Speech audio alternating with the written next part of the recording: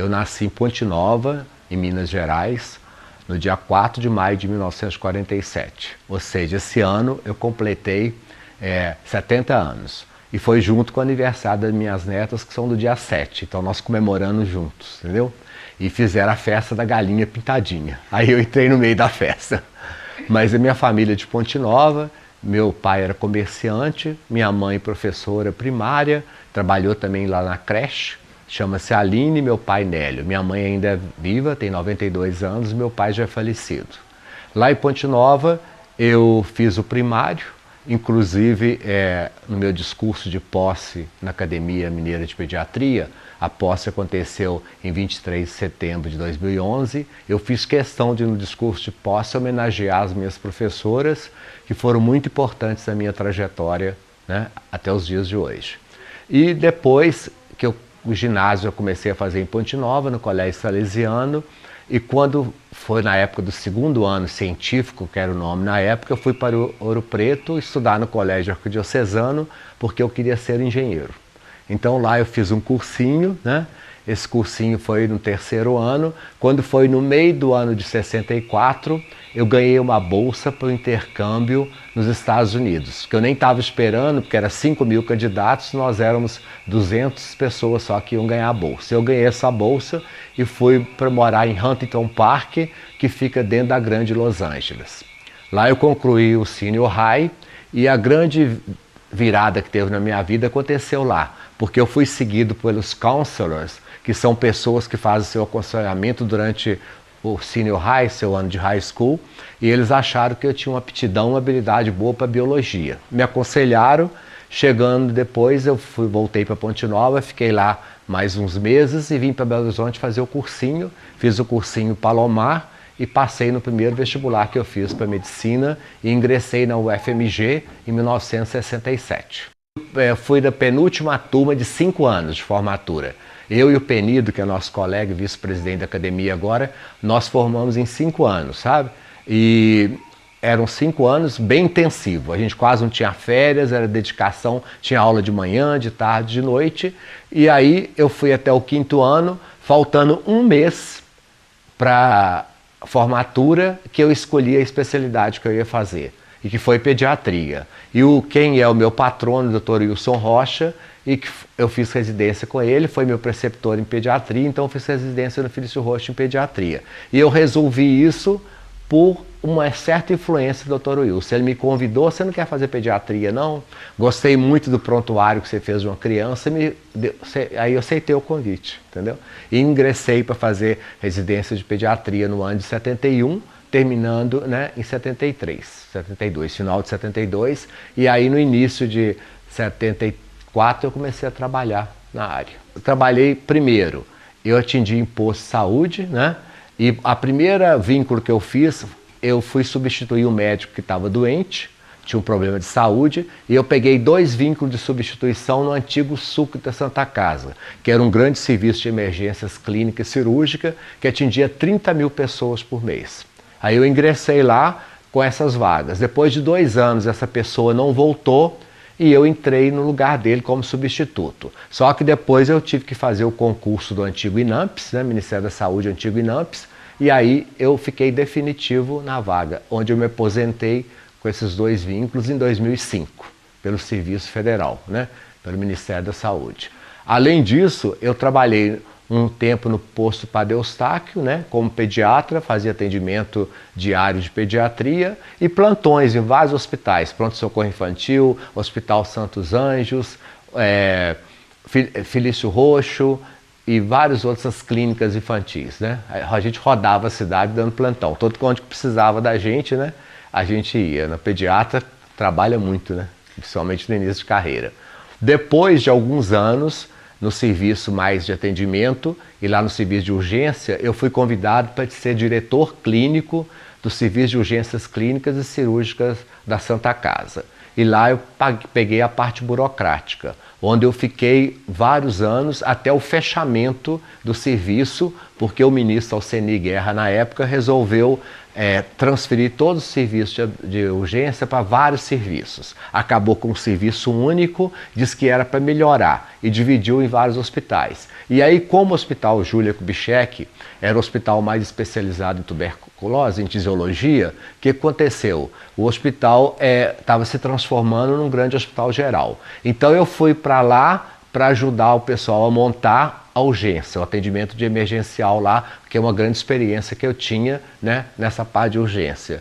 E fiquei lá, no segundo mês que eu estava lá, houve uma vaga que o diretor clínico aposentou e eles me convidaram para ser o diretor clínico do Júlia. Eu tinha promessa, na época que eles chamavam de superintendente regional do INAMPS, de vir para o centro trabalhar. Só que aí eu acabei aceitando esse convite de diretor clínico e fiquei no Hospital Júlia Kubitschek quase 10 anos.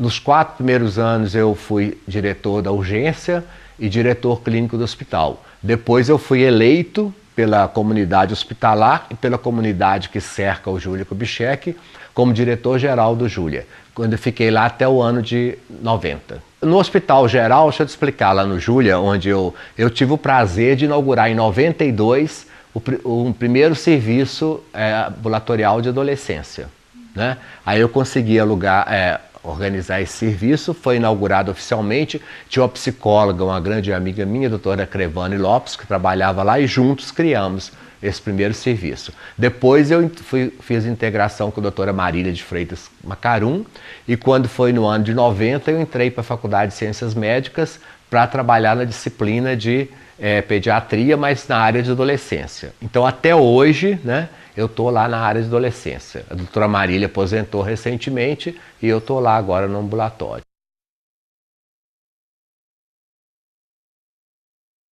Quando eu formei em pediatria, eu sempre que tirei meu título de pediatra pela Sociedade Brasileira de Pediatria, eu sempre tive vontade de trabalhar com adolescente. Só que na época só existia um curso nos Estados Unidos. Quase não se tinha curso em outros países. E acabou que eu consegui fazer isso muitos anos depois na UERJ, lá no Rio de Janeiro, com a professora doutora Evelyn Eisenstein. Eu consegui fazer esse curso lá. Eu diminuí meu trabalho aqui em Belo Horizonte, fechei consultório e fui para lá. E aí no ano de 89 eu pude iniciar o trabalho com adolescência. Atualmente eu sou pediatra, né, com titulação em adolescência. Eu fiz também o curso de administração hospitalar, daí é o motivo que eu topei ser diretor-geral do Júlia Kubitschek. E sou presidente da Academia Mineira de Pediatria, já ocupei vários cargos de adolescência no Brasil, tipo presidente do Departamento de Adolescência por 2 anos, como secretário 1 ano e como membro 1 ano, ou seja, eu fiquei quase 12 anos no Departamento de Adolescência da Sociedade Brasileira de Pediatria. Fui secretário da Associação Brasileira de Adolescência, fui presidente da Associação Mineira de Adolescência, ainda não mudou, devo mudar agora, sou representante do Brasil no Comitê de Adolescência da América Latina. Tudo isso são cargos e títulos, ou encargos.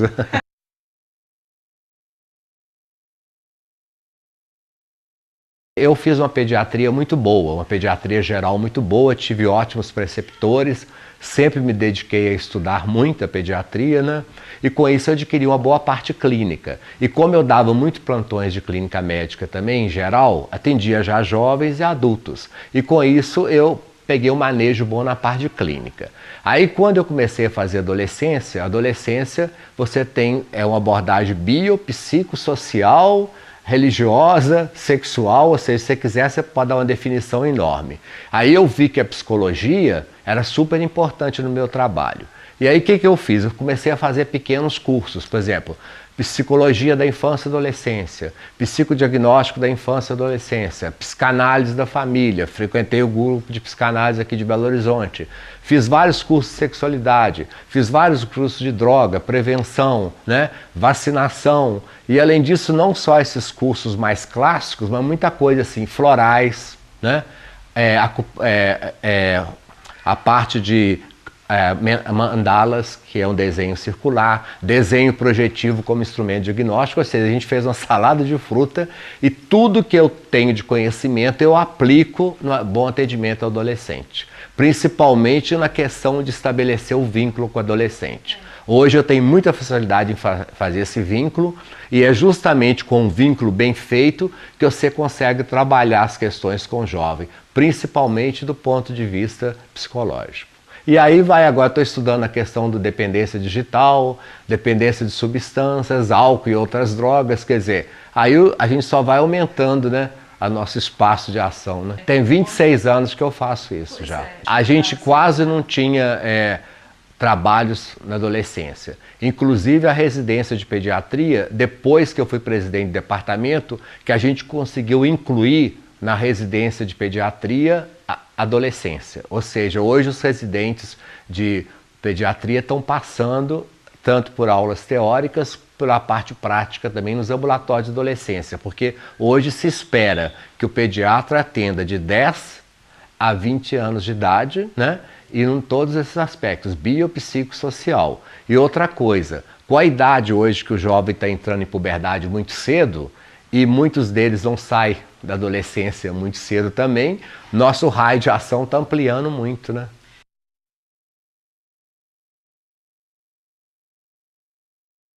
Hoje, a nossa grande preocupação, tanto que eles têm até prioridade no atendimento, é a adolescência de risco. Quais seriam essas questões? Por exemplo, prevenção de gravidez na adolescência, prevenção de doenças sexualmente transmissíveis, né? A questão da imunização, cuidado com as vacinações, que são delegadas ficam no segundo plano. A outra questão também, a questão da dependência da internet, trabalhar a dependência digital como prevenção também. O uso de álcool, que hoje os jovens, principalmente adolescentes e adultos jovens, abusam muito do álcool, né? E muitas outras situações de risco, né? As drogas, tanto drogas lícitas, que é o álcool e o tabaco, como as drogas ilícitas, né? E a gente vê que a falta de trabalho, a falta de emprego para os jovens, ou seja, principalmente aquele jovem que não tem muito estudo, nós estamos tendo cada vez mais um aumento nesse risco ou na vulnerabilidade que os jovens estão expostos. E com isso, o nosso trabalho mais intenso é nessa área de prevenção.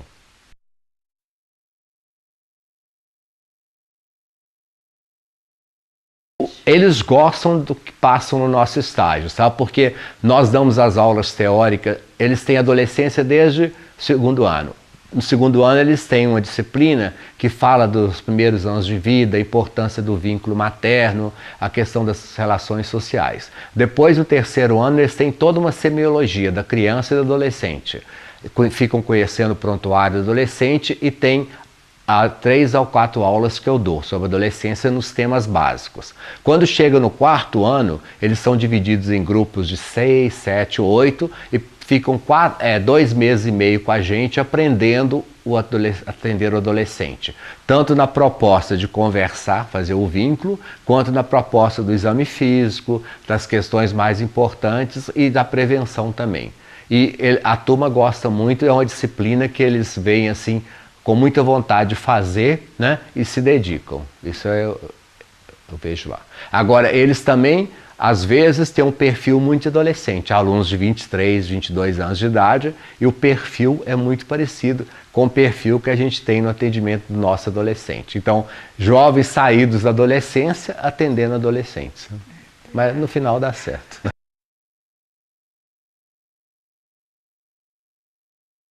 A Sociedade Brasileira de Pediatria, a Sociedade Mineira de Pediatria, ou seja, a SBP é a geral, a central, né? E ela congrega todas as filiadas estaduais, né?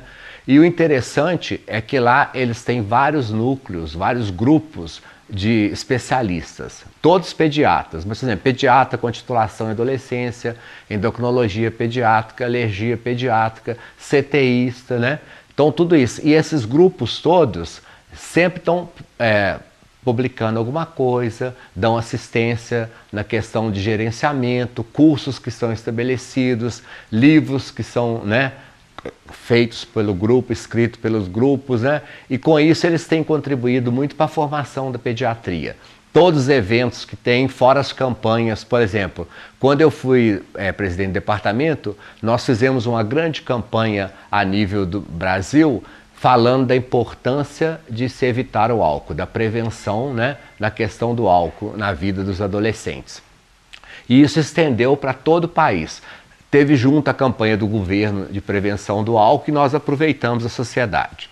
Além disso, nós fizemos uma grande campanha também, muitos anos atrás, quando eu assumi a primeira gestão no departamento, a gente fez uma grande campanha sobre a questão do uso de substâncias e esteroides no esporte.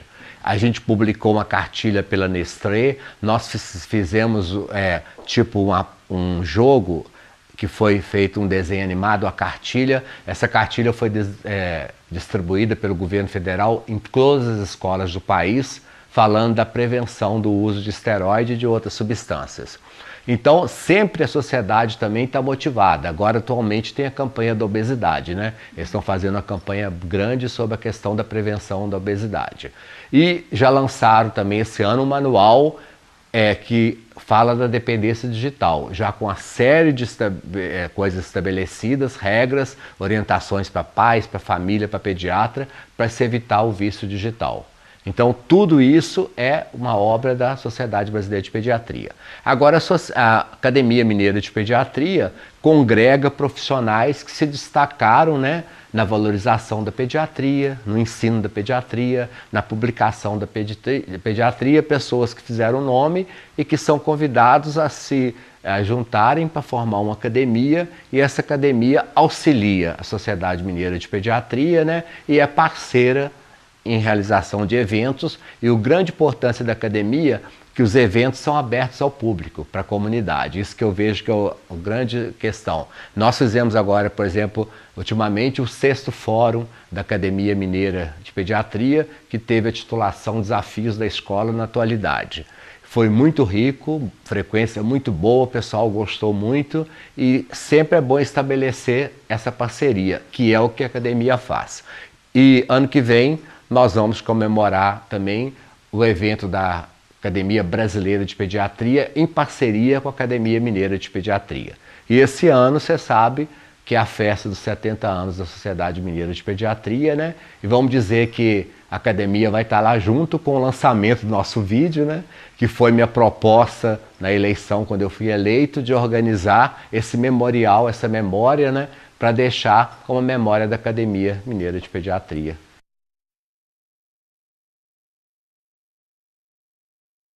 Quando eu fui escolhido para ser parte da Academia Mineira, né, foi a coisa assim, eu acho que foi o ápice da minha carreira, entendeu? Eu cheguei lá onde eu queria, né, e para mim foi muito importante, principalmente estar junto com pessoas de tanto gabarito, né, profissionais de renome, etc, né, e ser escolhido também foi outra surpresa, né, foi uma insistência do pessoal da academia, o Navantino, e que conversou muito comigo, Francisco Reis também, né?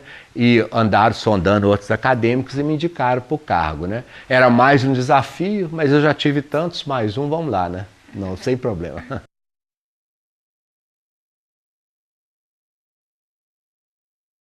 É um grupo grande de filhos, né?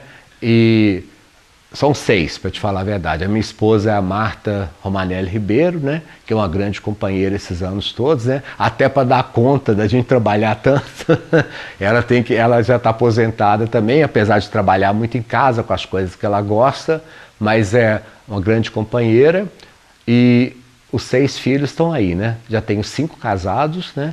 Só tem um agora que ainda é solteiro, e nós já temos 11 netos, né? Tem adotivo, tem filho de filhos, então assim, um grande grupo. São 9 homens e 2 meninas, as gêmeas que nasceram tem um ano, né? E é uma turma boa, sabe? Eles me dão muita assistência, têm uma grande preocupação comigo, né? E um deles, inclusive, é médico, né? Ortopedista, casado com anestesista. Eu tenho um biólogo que fez doutorado, eu tenho 2 administradores de empresa, uma tem loja, outra trabalha como corretora em Lagoa Santa.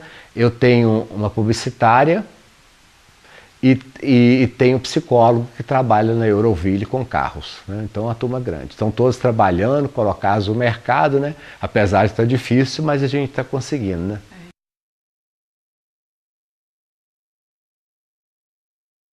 Eu vejo muito o seguinte, quem quer trabalhar com criança tem que gostar de criança para ser pediatra, né?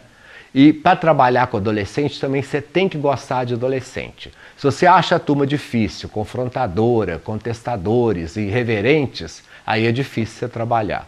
Então, porque nós, pediatras, e com titulação em adolescência, nós temos que trabalhar com as crianças e trabalhar também com os pais.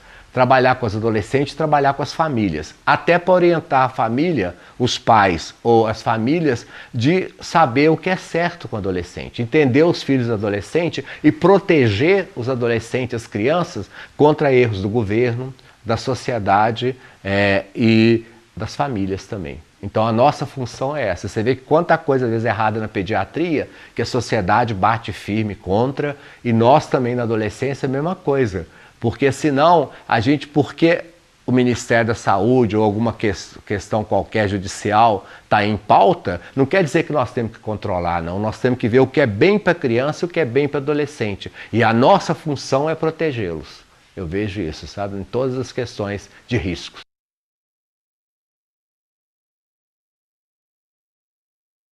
Agora, eu destacaria, assim, na minha vida, muitas situações interessantes. Por exemplo, quando a gente produziu um programa de saúde na escola, na época, em 2005.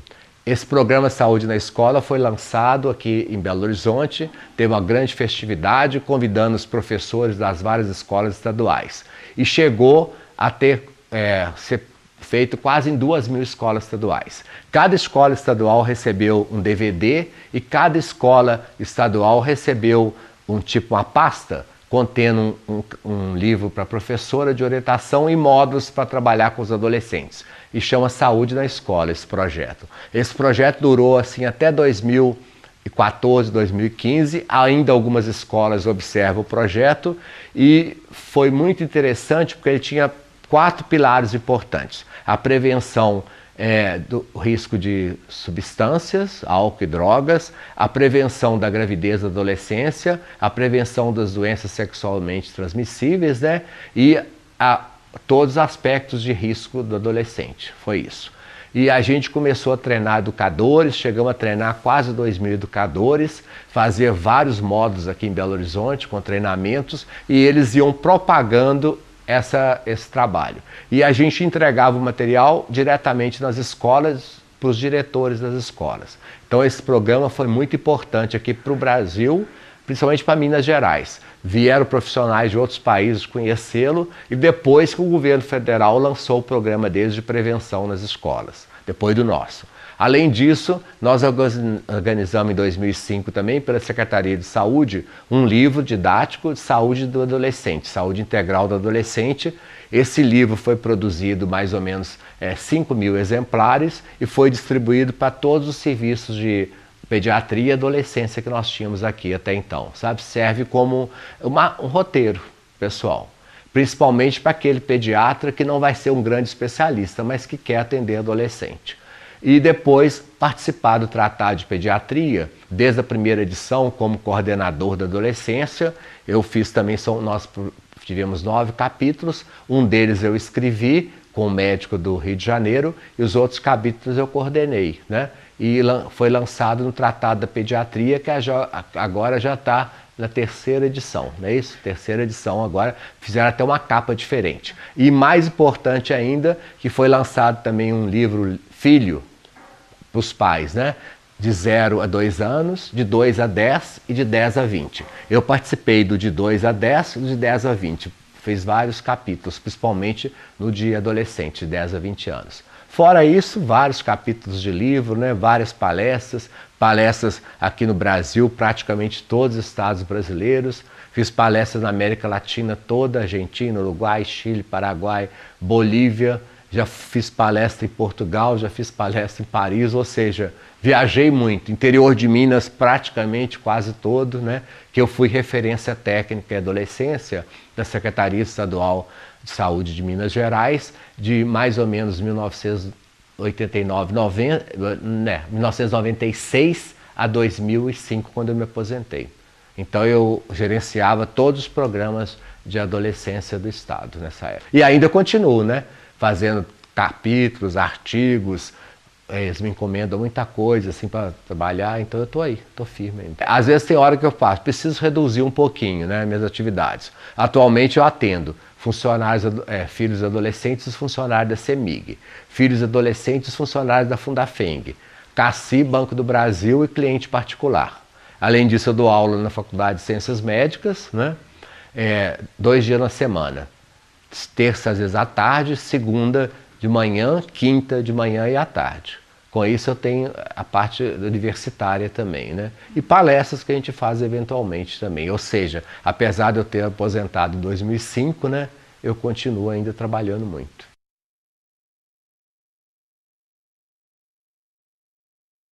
A gente que lida com pessoas tem muito caso, né? Tem muito caso interessante e todo dia a gente vê alguma coisa. Eu lembro de um caso até de um neto meu que eu sempre conto nos eventos, né? O Matheus.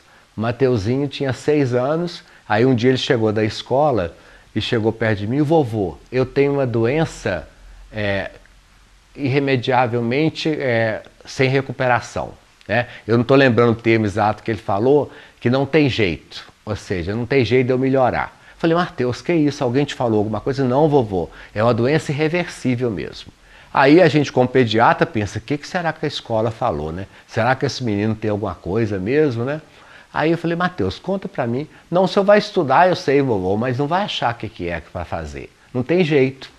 Aí eu falei: Matheus, me conta qual que é essa doença. Aí ele vira para mim e falou assim: boniteza.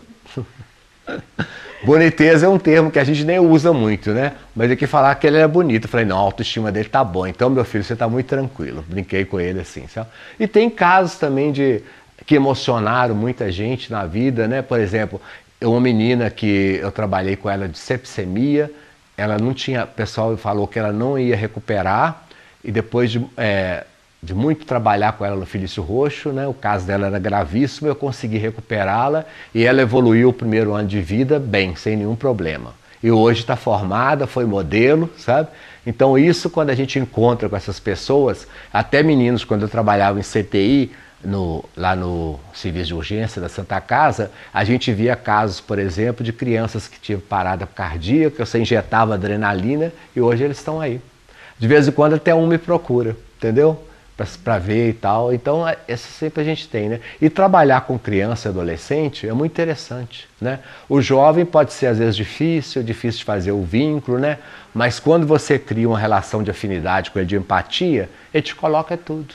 E ele te pede, e ele volta, e ele quer conversar. Ou seja, uma vez que você conquista o jovem, né? Com certeza você consegue muito com ele. Teve um caso que me marcou muito. Uma vez eu estava na SUC da Santa Casa e lá eu fazia pediatria. A gente atingia uma média de 80 crianças por dia. Era uma loucura na época. Ficava 2 plantonistas só. Aí uma hora chegou um menino lá de 4, 5 anos, mas ele não tolerava medicação oral. Toda medicação oral que eu dava para ele não conseguia engolir e vomitava. E aí a gente teve que apelar para o benzetacil, que era uma dose única, né, que você dá para ele, né? Ele estava também com uma íngua. Íngua é um pequeno linfonodo, né, que cerca as infecções aqui no pescoço dele. Aí a mãe dele explicou: não, você vai ter que tomar um benzetacil. E eu falei: não, tudo bem, eu vou ter que aplicar. Eu fico com pena, mas precisa. A medicação é gratuita, o SUS tem e faz um efeito muito bom. Você só tem que tomar cuidado com uma certa reação alérgica, que é muito raro, mas que pode acontecer. Aí eu achei interessante que lá tinha uns abaixadores de língua, uma caixinha de abaixador de língua escrita assim: abaixador de língua. Só que o L tinha apagado. Aí ele chorou muito com a injeção, depois falou assim: doutor Paulo, o senhor foi covarde comigo? Falei: era só pegar aquele pauzinho ali, ó, tá escrito abaixador de íngua. Se colocasse aqui, teria reduzido meu linfonoma, minha íngua, né? Eu achei tão engraçada assim, a sutileza do menino, né? E a gente ria, né? Então isso aconteceu muito. Então esses casos toda hora. Uma caneta que eu ganhei uma vez de uma moça que lavava roupa, ela me deu uma caneta e falou assim comigo: doutor Paulo, eu comprei essa caneta com muita dificuldade, mas eu fiz questão e vim aqui com minha filha porque ela está ótima, curada, está muito bem. Era um caso de febre reumática. Ela conseguiu passar toda a adolescência e está aí sem problema nenhum cardiológico. Então eu fiz questão de lavar não sei quantas trouxas de roupa e escolhi a caneta melhor para o senhor. O coração da gente fica, né, sentido porque ela pagou por aquilo, concorda? Mas muito feliz com isso, né? Foi um adolescente de 14, 15 anos que chegou lá e falou comigo que tinha problema de leitura.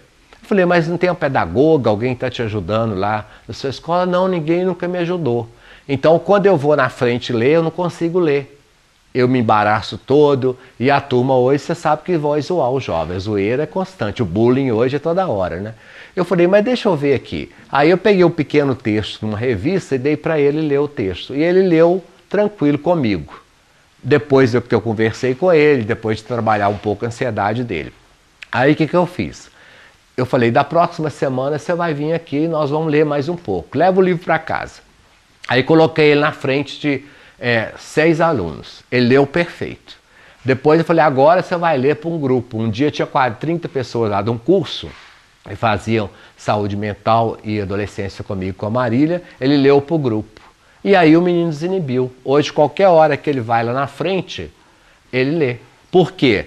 Ele aprendeu que ele não tem que importar com a crítica ou não do outro. É importante ele ver a autoestima, que ele pode ler igual todo mundo. Mas ele só teria tido a chance se alguém ajudasse ele com essa questão de leitura, entendeu? E isso eu converso muito com eles. Trabalhar a autoestima, uma coisa que o Ebiatra faz muito, né? Jogar um pouquinho de confete nele, explicar que está bem, que o corpo está melhorando, que ele perdeu só 2 quilos, mas que ele vai perder mais 5, que a massa muscular dele está ótima, né? Que não tem nada, essa coisa que eles falam de eu sou feio, tudo, não tem nada disso, porque às vezes a pessoa foca muito nela aquilo que ela não gosta. Então aquilo passa a ser um grande empecilho para ela, né? Eu tive uma menina também, adolescente, que tinha horror do dedão do pé. Esse foi outro caso. Aí eu examinei a menina, toda menina muito bonita, corpo perfeito, e ela não gostava do dedo do pé. E aí foi lá para fazer 3 sessões de terapia por causa do dedão do pé. Depois ela acabou entendendo o dedão do pé dela, que não tinha jeito de mudar, né? Como não mudou, né? E eu encontrei há pouco tempo com ela e ela falou, doutor Paulo, meu dedão continua feio, mas eu estou muito feliz. Então isso que é importante. Então a gente sempre está podendo ajudar, né? Então são muitos casos assim que a gente tem para contar. Uma outra também, que é o último que eu vou contar, que senão vamos ficar aqui até de noite conversando, é um caso muito interessante. É uma menina que chegou lá no serviço que a gente tinha aberto no Júlia na época, em 92, e foi logo um dos primeiros atendimentos que eu fiz lá. E aí ela falou comigo assim que não queria ir. Eu não queria consultar, eu não queria vir aqui hoje, minha mãe insistiu muito, por isso que eu estou aqui, não vou falar nada. Então já me cortou, né? Não vai falar nada. Aí eu falei, não, eu vou ter que tentar uma abordagem diferente com essa menina. Aí conversei mais um pouco e falei, ó, então já que você veio, vamos fazer o seguinte, faz um desenho para mim. Um desenho de quê? Eu falei, você pode fazer uma árvore. A árvore é um desenho projetivo, que às vezes a pessoa coloca ali muita coisa que ela não gosta nela mesma. Então ela fez um desenho assim, ela fez um tronco bem fininho, sem nenhuma raiz, solto, e só umas folhas espalhadas assim. Fez mais nada, foi isso que foi o desenho dela. Ela falou, já estou pronta, com 2 minutos me entregou o desenho. Aí eu falei, olha, eu estou achando que você não está gostando do corpo, seu corpo. Que isso? Você está muito magra. Eu estou muito magra. Eu falei, mas eu posso fazer você ganhar um pouco mais de peso. Pode sim, você pode tomar uma vitamina, nós podemos te aconselhar uma dieta para você ganhar um pouco de peso, fazer uns exames, mas tudo isso eu vou precisar da sua colaboração. Aí falou, então eu vou ficar mais. Aí conversou um pouco comigo, acabou que nós fizemos exames, depois conversamos com ela, aí falou, também não gosto muito do meu cabelo não, e nem tem dificuldade com a minha mãe. A copa da árvore reflete muita relação com a mãe, né? Eu falei, mas nós vamos melhorar essa relação, vamos conversar com a sua mãe, o seu cabelo você vai dar um jeito, dei até uma de cabeleireiro, vai lá, pica um pouco, diminui um pouco o volume do seu cabelo, que vai ficar legal, vai ficar muito certo. E ela foi, ficou 9 meses com a gente lá, depois de 9 meses ela estava indo muito bem na escola, tinha arranjado namorado, estava bem com a relação da mãe dela, né? E não estava mais deprimida, ou seja, foi tirada de uma depressão que se a gente não tivesse atendido, ela poderia ter continuado com essa depressão e depois uma situação de risco, né? E estava fazendo até curso de modelo. Aí chegou lá 2 horas da tarde e falou assim comigo: doutor Paulo, eu só vim aqui para ver como é que as coisas estão, mas eu estou muito bem. Falei, então estou te dando alta. Você já vai dar alta já, ué, você está muito bem, está namorando, está fazendo curso, está estudando, está de bem com a vida.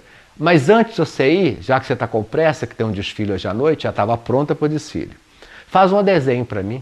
Eu dei uma folha para ela do mesmo tamanho, aí ela desenhou uma árvore com um tronco maior, com a copa cheia de árvore, a árvore dela tinha flor, tinha fruto, ela colocou embaixo a raiz assim, prendendo a árvore, a segurança no solo. Aí eu falei, então você está de alta, está tudo bem com você. E dei alta para ela. Foi um outro caso de sucesso também. Você vê que às vezes uma abordagem um pouco diferenciada, né, muda o rumo de uma vida. E eu só queria concluir dizendo o seguinte, que é importante, gente, que o serviço de adolescência continue a se propagar, continue a acontecer, porque a gente tem muito medo quando fecha um serviço de adolescência. Por quê? Antes a gente falava que o adolescente estava em terra de ninguém, muito velho para o pediatra e jovem para o clínico. Agora já tem os profissionais, tem o pediatra que está interessando pela adolescência, então é importante, principalmente aqui no nosso estado, que a gente saia desse estado de terra de ninguém, para dar para eles uma orientação sadia, trabalhar as questões da vulnerabilidade aos riscos, né? Dar orientações sobre sexualidade, né? Trabalhar a autoestima, a questão da segurança e a questão da prevenção também de drogas, principalmente para ajudar os pais ou as mães que ficam aflitos com essa questão. Então eu acho que isso que nós tínhamos que fazer. Ver se sobra mais dinheiro para a saúde, né? Para que a gente possa dedicar mais aos nossos jovens. É isso aí.